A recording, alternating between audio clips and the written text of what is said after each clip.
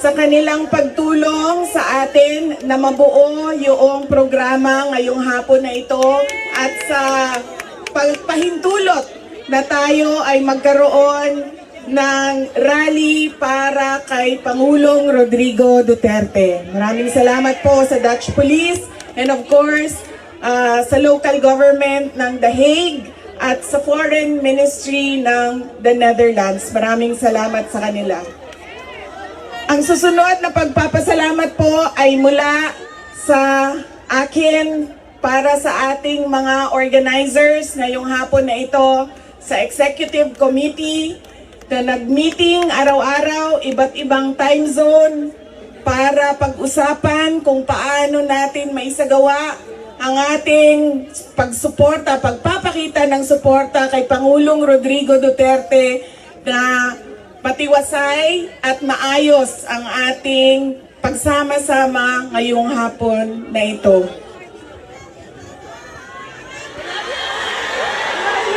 Duterte! Duterte! Duterte! Duterte! Duterte! Kanina nung naglalakad ako papunta dito sa park, meron akong mga nakasalubong na mga galing Germany. At tinanong ko sila kung gaano katagal ang biyahe mo, ma'am, papunta dito. Sabi niya 9 hours daw. At 9 hours din daw siyang babiyahe pauwi. So ganyan ang pinapakita ninyo na pagsuporta kay Pangulong Duterte at pagmamahal sa ating bayan. Maraming salamat sa inyong lahat. Alam ko, lahat kayo may hanap buhay, may kailangan asikasuhin, may mga personal na pinagdadaanan, merong kailangan na paglalaba na gawin sa mga damit ninyo, paglilinis ng bahay, pagbayad ng utang,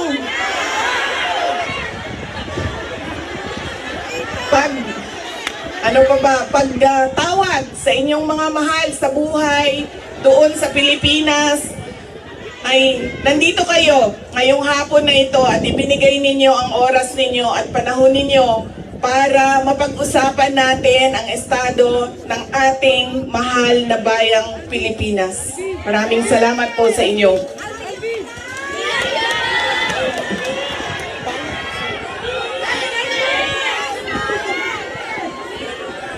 Naikwento ko na ito noon, pero mas mahalaga yung kwento ngayon dahil napag-usapan namin siya ni Pangulong Duterte doon sa loob ng detention center ng ICC. Noong ako ay bata pa, lagi sinasabi ng hindi niya yung generation ng tatay ko, 1940s, 1950s, 1960s, hindi sila yung mga magulang na tulad ngayon sa atin na ini-explain natin sa ating mga anak kung bakit natin ginagawa ang mga bagay-bagay. Lagi dapat may explanation. Sa kanilang henerasyon ay diretso ka lang pagsasabihan or pagalitan. Ganun yung generation nila. Nung ako ay lumalaki, lagi niya sinasabi sa akin, hindi ka tao sa paningin ko kung hindi ka doktor o abogado. Lagi niya yan paulit-ulit habang ako ay lumalaki. Lagi niya yan sinasabi, pag hindi ka natapos ng pag-aaral mo, magiging abo ka dyan sa gilid ng daan.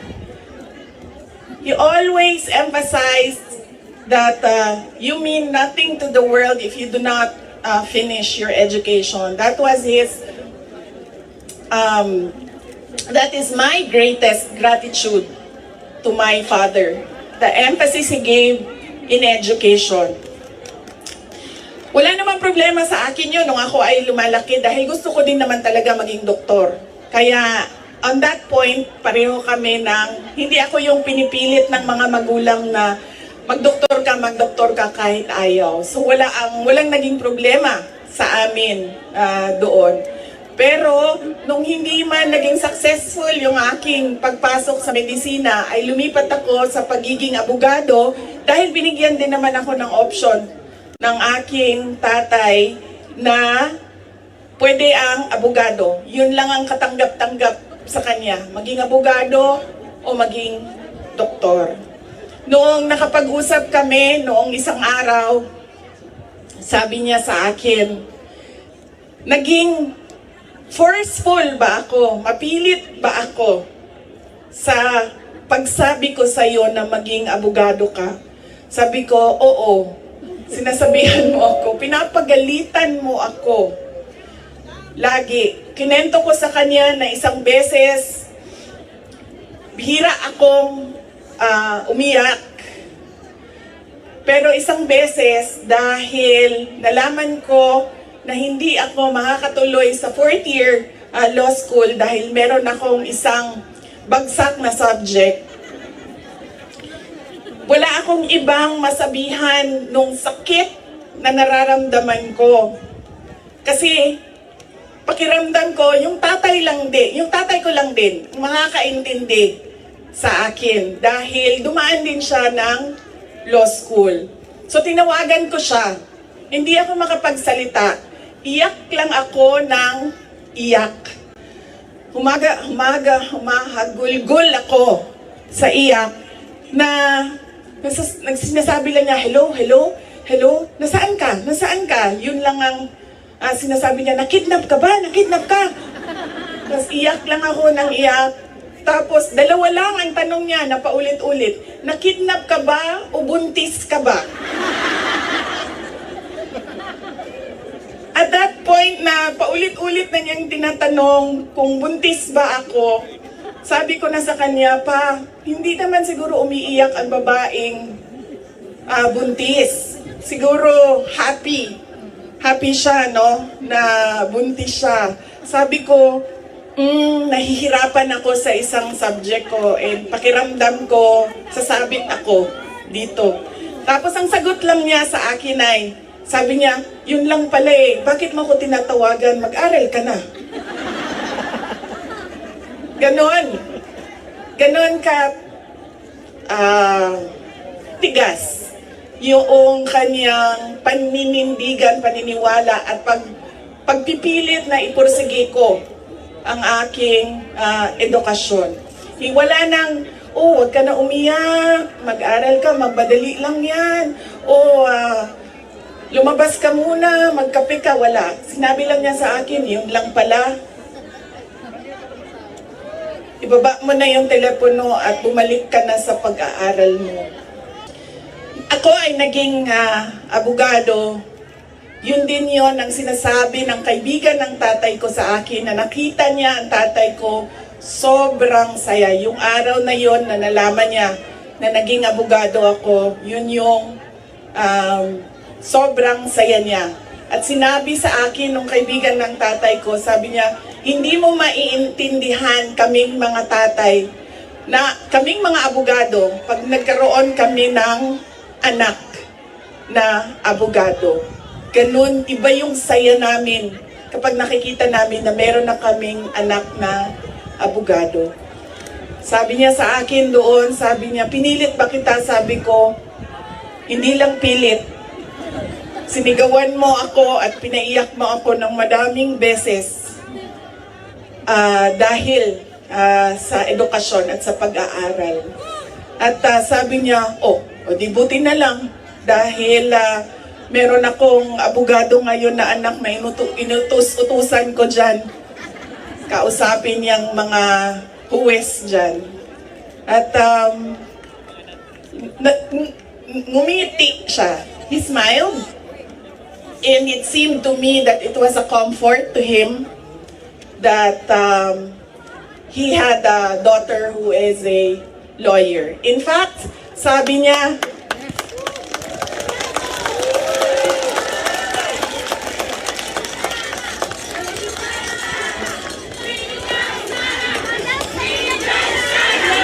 Inday Sara Duterte! Inday Sara Duterte! Inday Sara Duterte! Sabi niya, lagi, pag pumapasok ako doon at nagkakaroon kami ng oras na makapag-usap, sinasabi niya, kailan ka ba uwi ng Pilipinas? Anong date ka uuwi ng Pilipinas? Anong ginagawa mo dito? Bakit hindi ka pa umuwi sa Pilipinas? Sinasabi ko sa kanya, inaayos ko lang yung sistema dito at pagkatapos inaantay ko yung mga kapatid ko na pumunta dito. At sinabi niya, ito din, may patama din or diretso din, bullseye din sa edukasyon. Sabi niya, sabihan mo si Paulo na okay lang ako. At huwag siyang pumunta dito hanggang hindi matapos ang eleksyon at maging congressman siya ng 1st District ng Davao City. At sabi niya, sabihin mo kay Baste, hindi siya pwedeng pumunta dito hanggang hindi matapos at ma-elect siyang Vice Mayor ng Davao City. Ito ang pinakamatindi dahil pinagtatawanan namin siya sa group chat namin. Kaming magkakapatid 4, meron kaming group chat. Dahil ang sinabi niya kay Veronica, sabi niya, sabihin mo kay Kitty, hindi siya pwedeng bumisita dito hanggang hindi siya abogado.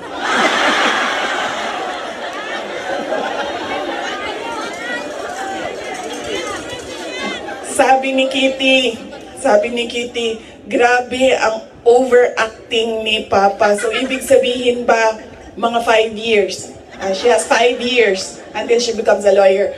Na meron pa akong 5 taon na bago ako makabisita. Ganon siya kahit na nandun siya sa loob, ang kanyang iniisip, unang-una, yung mga kapatid ko na kailangan magtrabaho para sa syudad ng Davao, yung kapatid ko na kailangan mag-aral.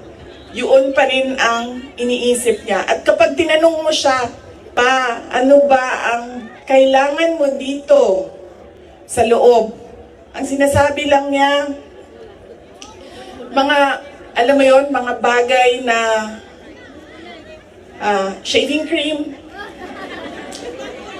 Coke Zero,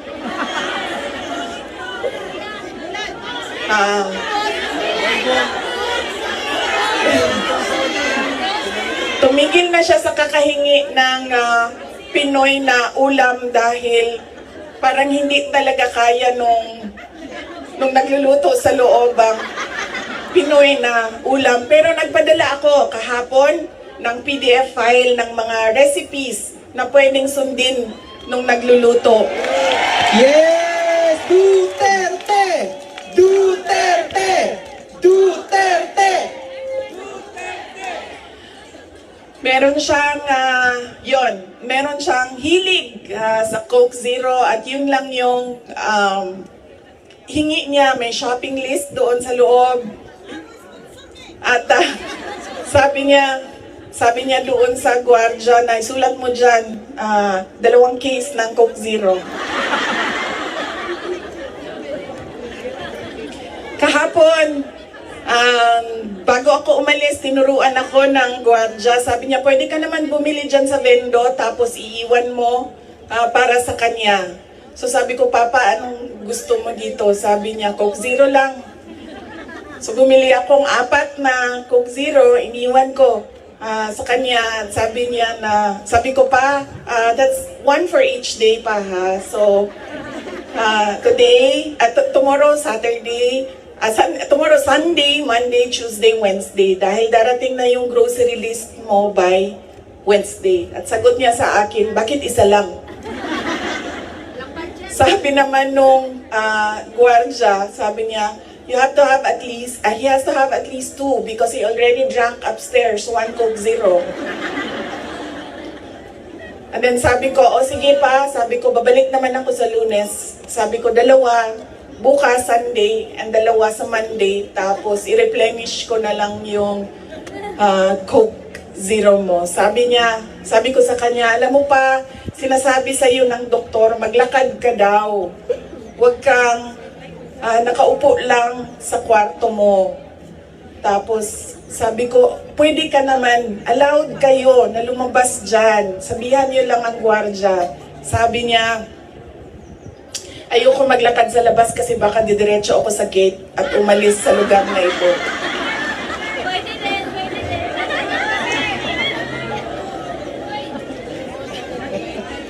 Nagkakaroon na rin siya ng mga kaibigan, yung mga tao doon sa loob ay nagiging kaibigan na niya.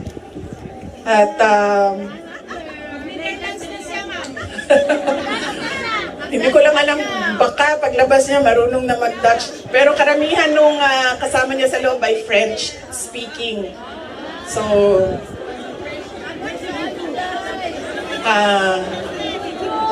baka paglabas niya, no, di na kay kamao magbinisaya, tingala tama.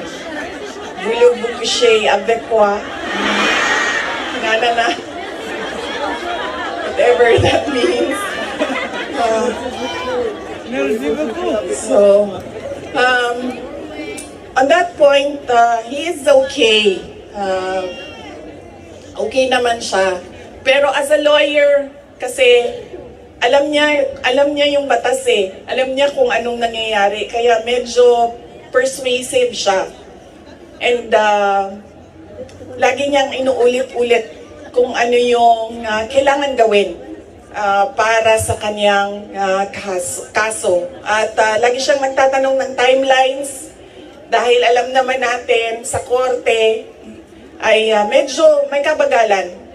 Diba? Magsasagutan ang prosecution, ang defense, maraming mga papel na kailangan ipasok at antayin ang oras. Kaya siya din ay insistent sa mga timelines niya. Pero ang sinasabi niya lagi, alam niya na mali ang ginawa, and at to the very minute na tinulak siya paakyat ng eroplano, ilang beses niya sinabi na I want to be tried in a Filipino court before a Filipino judge and a Filipino prosecutor, because he knew that number one, wala talagang basihan yung kaso. 43 counts of murder ang sinasabi nila, na thousands. Totoo yan, ma'am. Kaya minsan naisip ko, naging kaso lang ba ito dahil sinusulat sa media na thousands ang namatay? I do not even understand paano naging crimes against humanity ang 43 counts of murder na ngayon ay lumalabas. Hindi naman ata totoo lahat yung mga witnesses at yung mga complainants. But that is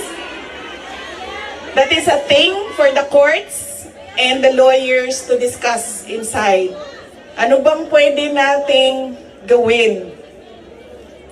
Ang pwede nating gawin ay i-demand na ipauwi or iuwi nila si Pangulong Duterte. Bring him home!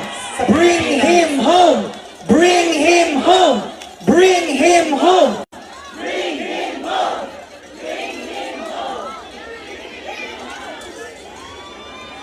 Dahil yun din ang gusto niya. Araw-araw na nandun ako, sa mga araw na nandoon ako, isa yan sa paulit-ulit niyang sinasabi, kailan mo ako mapalabas dito dahil darating ang eleksyon, mag-mayor pa ako ng syudad ng Davao. Bring him home! Bring him home! Bring him home!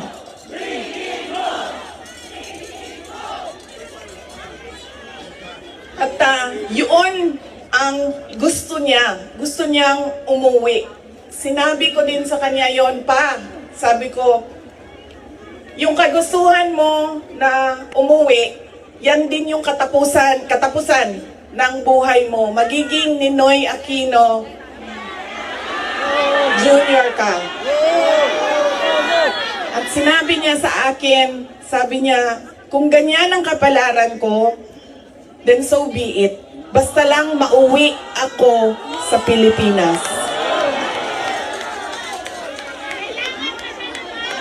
Kaya,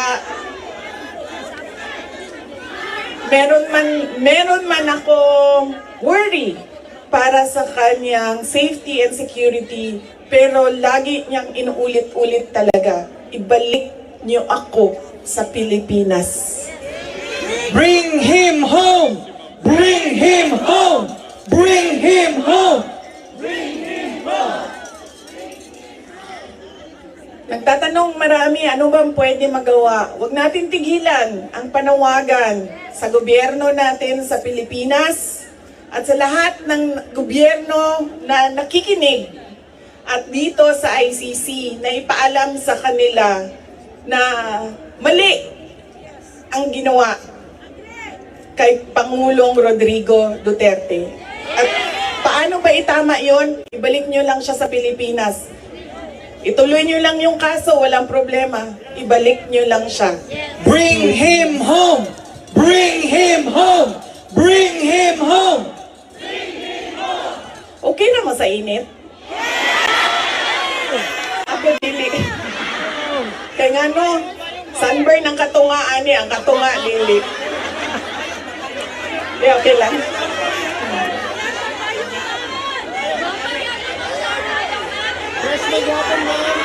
Hindi, okay lang, okay lang. Binuangan lang tamo. Naka-ready ang sunblock diri doble. Doble.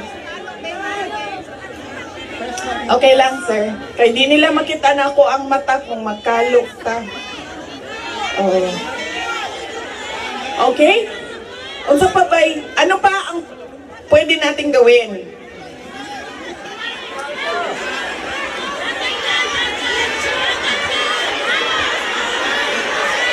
Bibi, just tell us what to do. We will follow you. Marcos resign! Marcos resign! Marcos resign!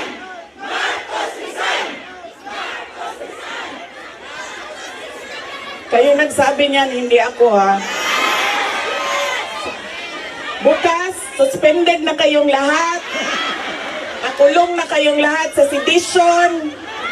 At kayo, hindi na kayo makakauwi dahil kinulong na kayo dyan sa... Okay, okay.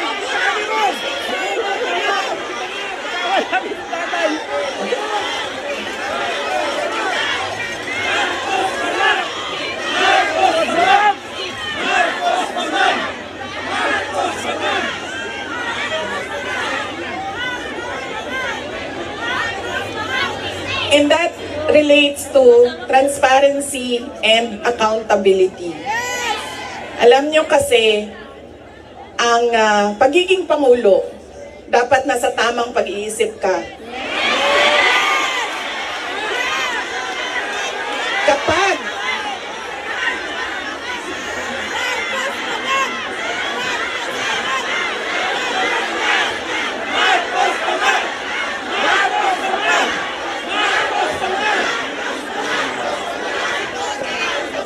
dahil nasa mga pulisiya mo at desisyon mo ang kinabukasan ng kabataan at ng bansa.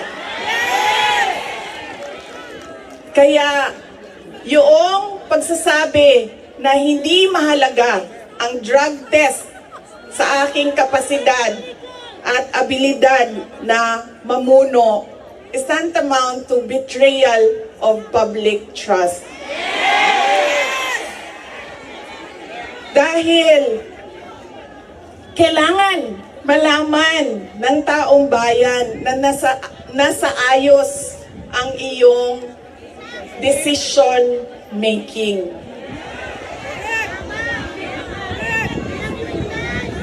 Kaya hindi lang naman natin pwede sabihin, Marcos resign. Bakit ba kailangan resign? Dahil hindi mo pinapakita sa taong bayan na maayos kang mag-isip at kaya mo ang mamuno.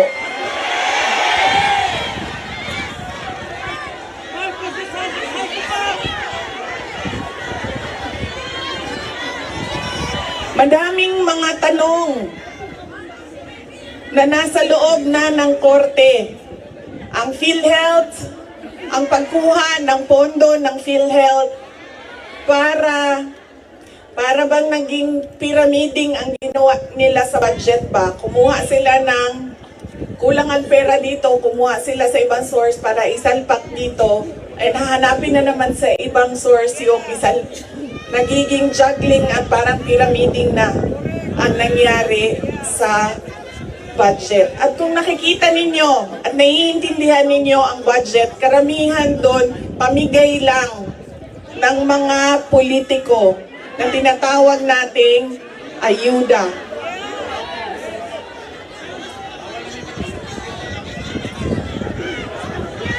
Tumakbo kami sa plataforma ng unity at continuity. Continuity, kasali na doon ang big ticket projects o mga build projects ni Pangulong Duterte. Pero wala kayong nakikita ngayon na development projects. Dahil lahat yon ay nakatago sa mga proyekto na pamigay o nandoon lang sa bulsa ng kontraktor at ng politiko na gumawa kuno ng project. Makikita ninyo na hindi handa ang Kongreso sa paggawa ng budget dahil may mga blanco doon sa enrolled bill na pinasa nila. Ibig sabihin, walang nag-iisip at hindi pinag-isipan paano ba natin gamitin ang pera ng gobyerno na makita natin na merong kapayapaan at kalambuan, kauswagan sa ating bayan. Noong ako ay tinanong noon bakit ako nag-resign sa Department of Education.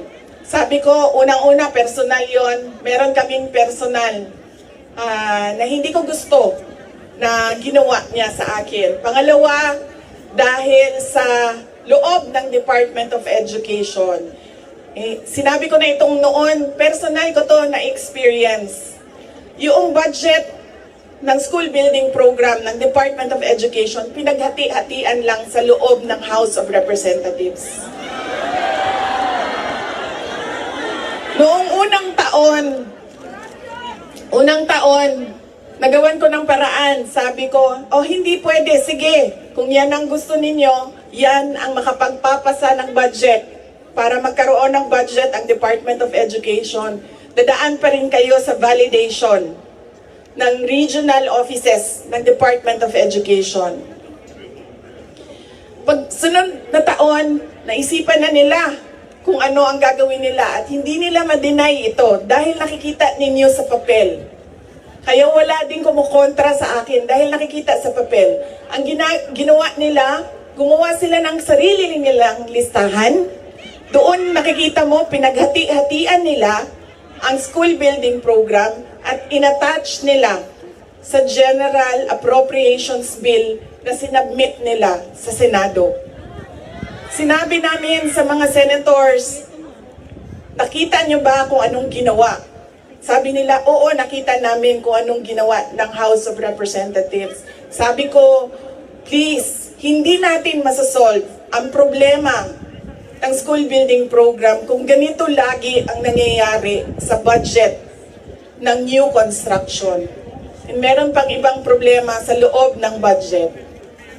Sinubukan ng mga senators na tanungin, pasagutin, sumasagot, yes, pero pagdating sa BICAM, anong nangyari? Wala namang totoong BICAM kung saan pinag-uusapan ang paggamit ng pera. Ang desisyon lang na nandun ay kay Zaldico, nung panahon ko, kay Zaldico at kay Martin Romualdez. At diretsong pinapapirma sa malamang tao na hindi nagbasa o hindi binasa ang buong budget. Kaya walang nakakita o hindi nila nakita dahil hindi naman binasa na may blanco doon at pwedeng lagyan ng kahit anong amount yung mga blanco sa budget. Madaming katanungan, madami ang problema ng bayan. Kaya lagi ko sinasabi, hindi kami ang problema ng bayan. Ang problema ng bayan ay ang governance mismo ng Pilipinas. Yan ang problema ng bayan. At dahil may problema sa gobyerno, ay tuloy-tuloy ang kahirapan doon sa ating bayan. Nakikita nyo yan dahil dumadami ang nakikipagsapalaran sa ibang bansa. Dahil sa kawalan ng oportunidad doon sa ating bayan.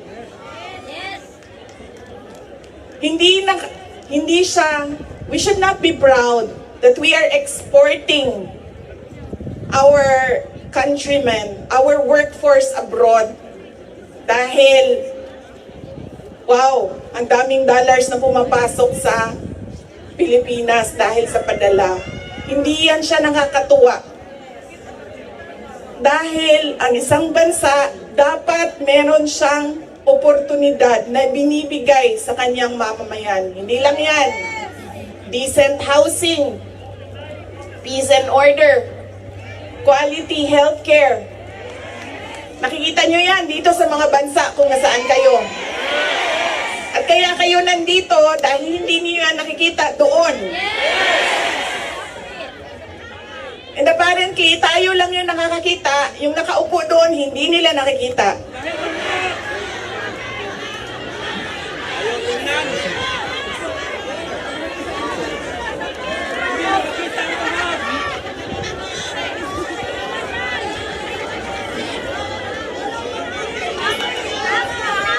Alam nyo, madami sa mga kaibigan ko, galing ako sa middle class na family sa Davao City. So madami sa mga kaibigan ko doon,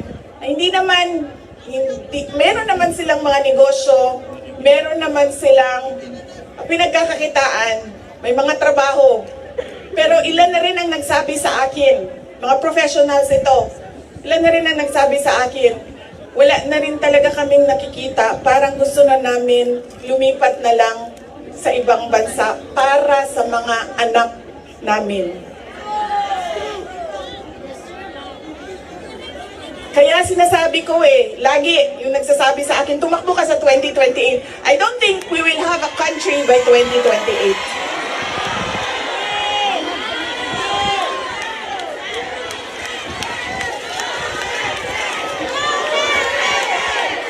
Duterte! Duterte! Duterte! Duterte!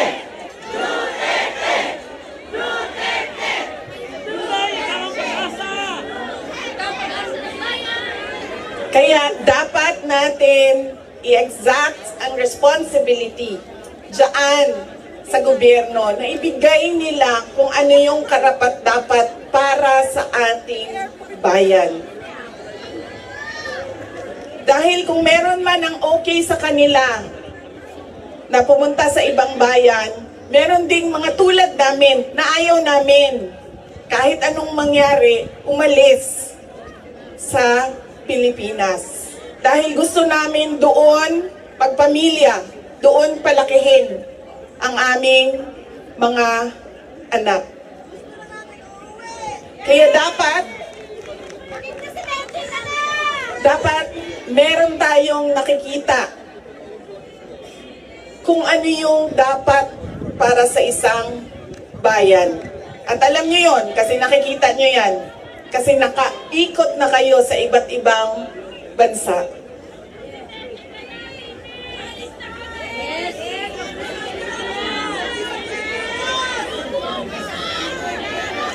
Ano ang gagawin? Patuloy na ipanawagan sa lahat ng nakikinig na iuwi ninyo si Pangulong Duterte sa Pilipinas. Bring home! Bring him home! Bring him home! Bring him home! Bring him home! At pangalawa, patuloy natin na hingiin sa gobyerno, sa administrasyon na ibigay ninyo ang serbisyo at kaunlaran na karapat-dapat para sa mga Pilipino at para sa Pilipinas.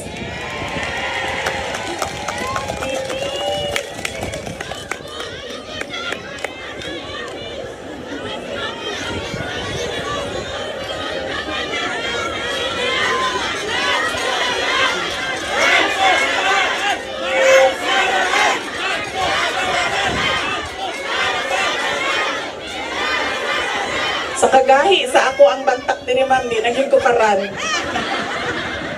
Kay nagpugong yung ko Ma'am, na dili ko mahulog.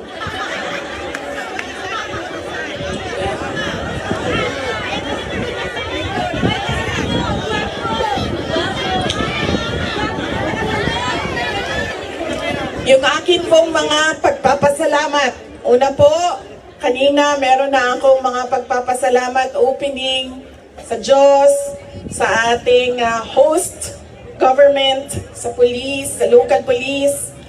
Yung aking mga pagpapasalamat sa inyo, sa oras ninyo. Ang aking mga pagpapasalamat sa inyong patuloy na suporta sa aking opisina, ang Office of the Vice President.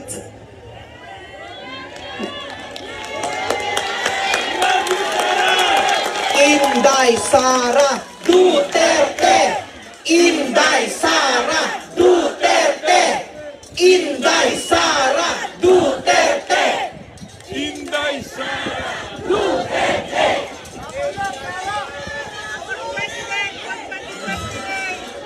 Malakas ang loob ko dahil nandyan kayong lahat.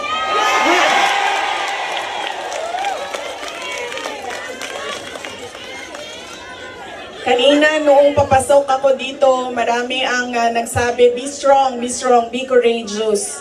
I am only as strong as you are. Kung nakikita ko, sobrang lakas ninyo at sobrang lakas ng pagmamahal ninyo sa bayan. Ganyan din ang nararamdaman ko.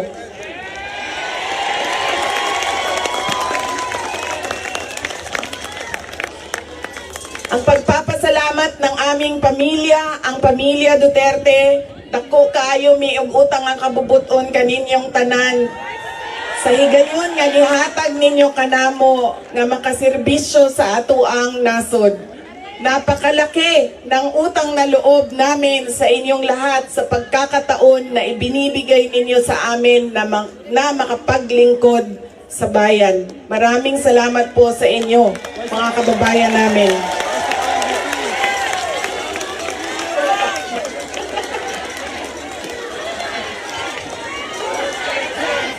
Duterte!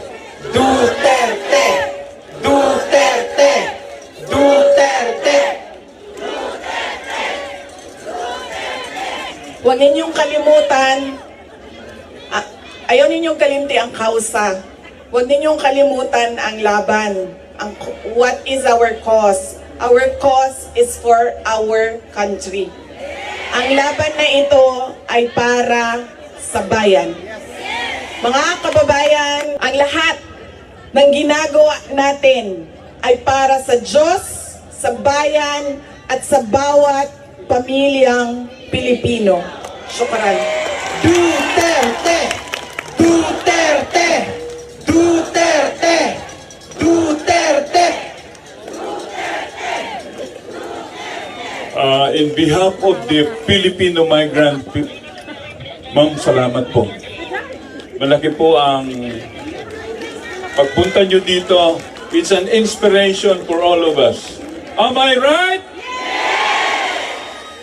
Yes! Kantahan natin si Tatay Digong ng Happy Birthday with Ma'am Sara. Okay?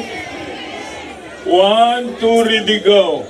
Happy birthday to you. Happy birthday to you. Happy birthday, Tatay Digong. Happy birthday to you. One more. Happy birthday to you. Happy birthday to you. Happy birthday, Tatay Digong. Happy birthday to you. Tatay Digong, we love you.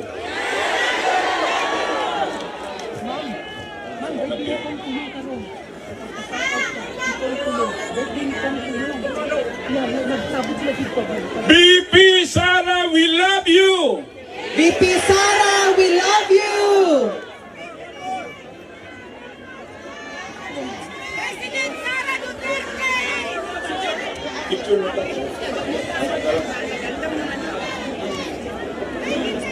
So ready for picture taking. Very sorry na delete po. Hindi po namin magawa na kanya-kanya ano. We will have our group picture taking for security reasons. Okay. Pwede ba?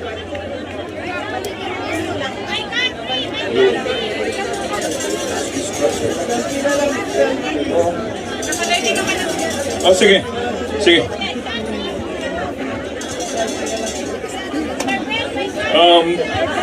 BP Sara is ready for picture taking. Okay.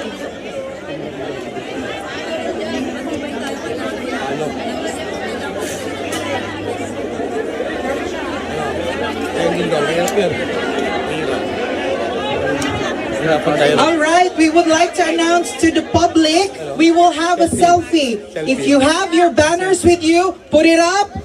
Ang mga flag, put it up, no? We will take a picture here with VP Sara for the crowd shot. Kay itaas! Itaas ang mga flag! Kung wala kayong mga flag, raise your iron fist! Raise your iron fist!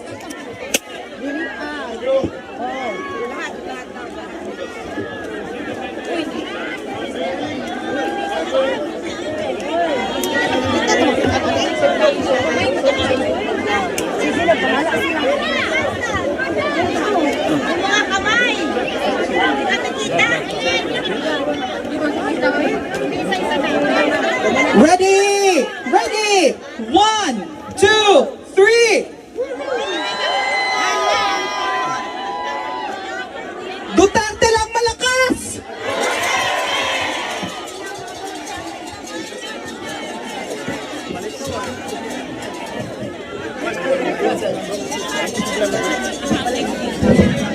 Security ready. Ready security.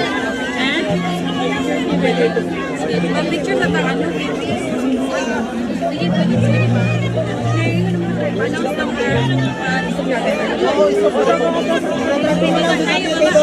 Yung ma'am, baba ka muna po, basta selfie. Yun po, ano po. Usap.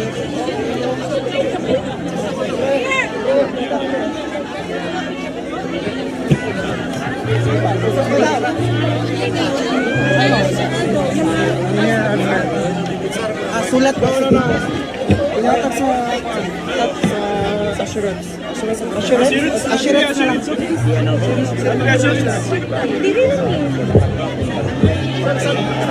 Ang mag-facilitate, Sir Dinini, diba? Okay.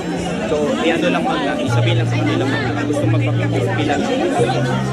Ang mga kababayan, ang gusto pong magpa-selfie kay VP Sara, we will start in this part. We will enter here.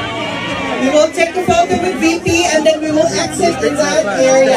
I would like to call the attention of the security to please guide the people, make a line here in this area, please, and then let's control the people.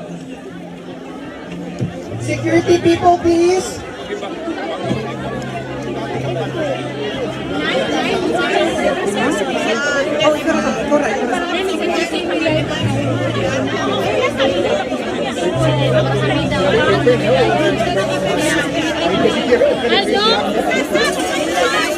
Hello?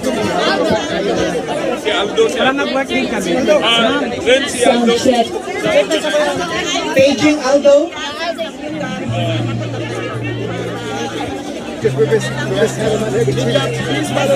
Alright, Media, please follow Aldo, please. habang nagpipicture, magkakanta po ako ng salamat. Salamat po, Inday Sara! Sige ma'am, sabihin mo lang ako kung okay na yung pila. Okay na? Yan na lang ma'am. Ready na po ba ang mga security natin? Sige po.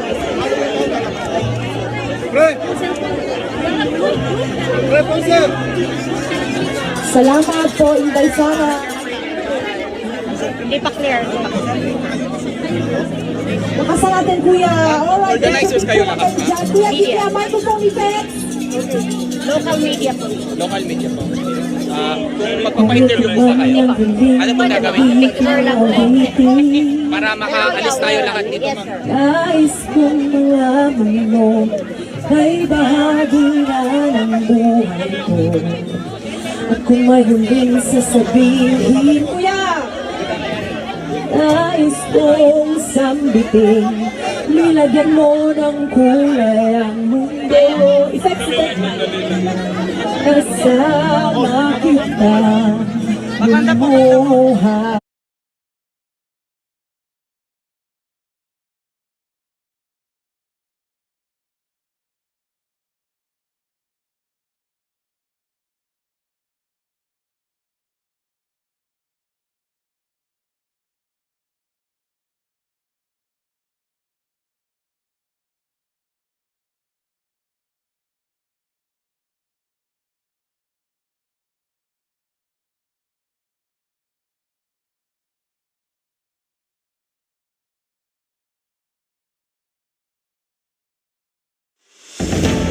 Kayo'y nakikinig sa DWAY 13. Duterte! Inday Sara Duterte! Pero ang sinasabi niya lagi,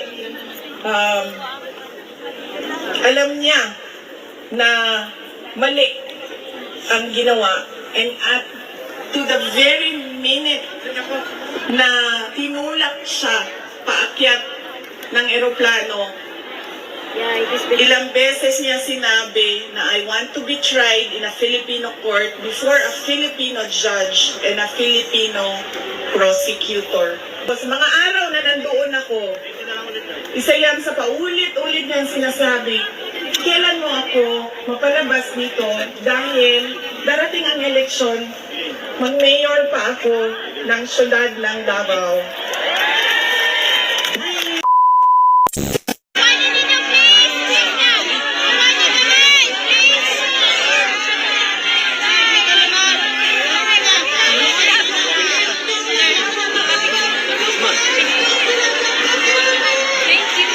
Rabol!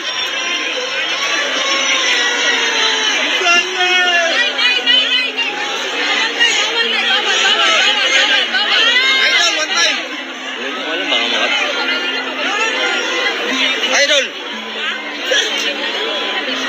Live ah? Ako, live po. Tol. Davao Idol, Ruben Padilla. Ayos, tol. Ayos, ayos. Hello, ma'am. Hello, ma'am.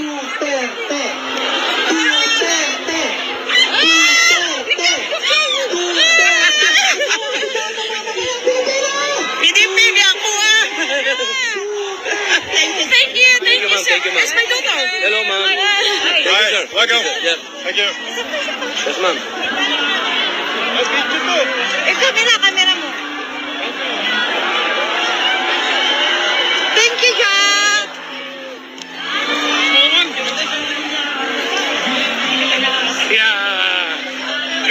Thank you, sir. Thank you. Ano ang sigaw ng mamamayang Pilipino? Duterte! Duterte! Duterte! Duterte! Duterte!